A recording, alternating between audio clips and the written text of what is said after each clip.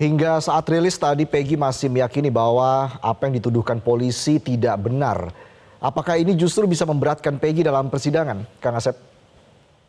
Ini, pernyataan tersangka, terdakwa kelak berlaku bagi dirinya sendiri. Karena baru satu alat bukti. Tapi kalau dia sekali lagi didukung oleh alat bukti lain, ya sekali lagi, dia kan alat bukti yang bisa meyakinkan hakim, bisa.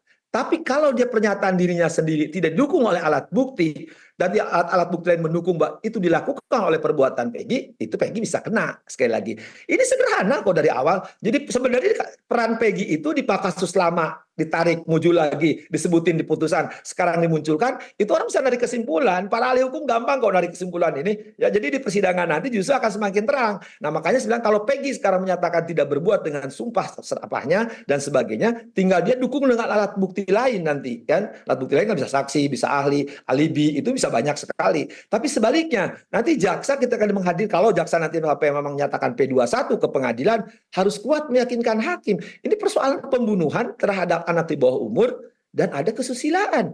Ini bukan perkara kecil, masalah pidana ini bukan masalah ancamannya mati yang dikatakan Reza tadi.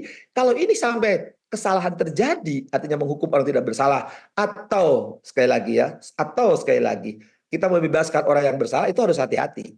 Ini perkara yang lagi disorot publik, semua media harus turun, ya? Artinya harus mengawasi. Demikian pula seluruh jajaran para pengawas penegak hukum harus, tidak bisa tidak. Ini persoalan bukan persoalan kecil, karena telah menimbulkan perhatian publik dan menimbulkan tanda tanya. Ini harus dijawab, publik harus tahu, berhak. Ini partisipasi publik itu justru di sini kan politik tegaknya hukum itu karena politik hukum, artinya aturan sedang bermain, kesadaran hukum. Ketika masyarakat sedang sadar, walaupun sekarang kan rame tuh di media lini masa itu kan, kekuatan-kekuatan para buzzer, para netizen, itu hak mereka. Tapi sekali lagi harus diyakinkan bahwa fakta ini fakta hukum yang sudah ada di putusan, cocok nggak dengan cerita yang sekarang di pengadilan. Kita akan lihat nanti ya, Kang Asep, seperti apa jalannya kasus ini. Terima kasih pakar hukum pidana Kang Asep Iwan Iryawan sudah bergabung bersama kami di Prime Time News. Selamat malam.